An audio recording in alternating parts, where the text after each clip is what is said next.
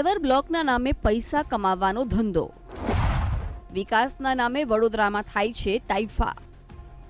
આવું અમે નથી કહી રહ્યા, પરંતુ વડોદરાના ગોત્રી વિસ્તારમાંથી સામે આવેલા દ્રશ્યો કહે છે. આ દ્રશ્યો ગોત્રી તળાવ પાસે રહેલી ફૂટપાથના છે, જે માત્ર 7 મહિના પહેલા જ 8 લાખ રૂપિયાના ખર્ચે બનાવવામાં આવ્યું છે. અને અહીં પેવર બ્લોક અને રેલિંગ લગાવાઈ હતી, પરંતુ માત્ર 7 મહિનામાં જ પેવર બ્લોક અને રેલિંગ ઉખડી ગયા છે, જેથી અહીં લાખો રૂપિયાના ખર્ચે બનાવવામાં આવેલી ફૂટપાથના કામમાં ભ્રષ્ટાચાર થયાનું ઉડીને આંખે વળગી રહ્યું છે. એકદમ નબળી કામગીરી છે. કામગીરીમાં કોઈ આપ જોઈ શકો છો, મીડિયાના માધ્યમથી મેં બતાવી રહી છું કે એક હાથથી બ્લોક ઉખડી જાય છે. અને બીજું કે આ લોકોની કોન્ટ્રાક્ટરને સત્તાધીશો બેવની મિલીભગત મને લાગે છે. સત્તાધીશો કોઈ પણ પોતાની સીટ છોડતા નથી અને ક્યારેય પબ્લિકનું કામ જોવા માટે આવતા નથી. અને સીટ પરથી ઉઠીને કામ જોવા આવતા હોય તો આજે આ કામની હાલત ના હોત.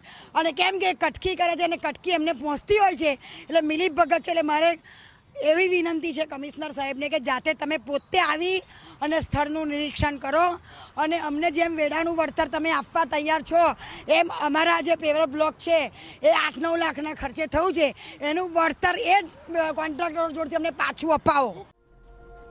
ગોત્રી તળાવની ફરતે આ પેવર બ્લોક સ્થાનિક કોર્પોરેટરની રજૂઆતો બાદ નાખવામાં આવ્યા હતા, પરંતુ પેવર બ્લોક નાખતી વખતે જમીન પર જે બેઝ તૈયાર થવો જોઈએ તેનું કામ યોગ્ય રીતે ન કરાયું, જેના કારણે પેવર બ્લોક ઉખડી ગયા છે.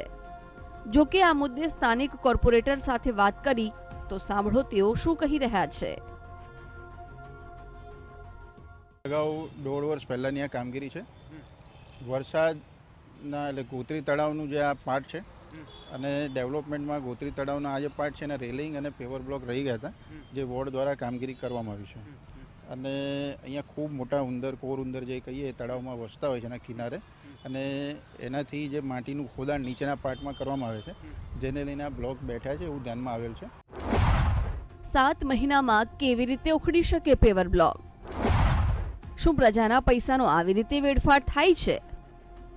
કોર્પોરેટર કહે છે કે 1.5 વર્ષ પહેલા કામ થયું, જ્યારે સ્થાનિકો કહે છે 7 મહિના પહેલા જ કામ થયું છે.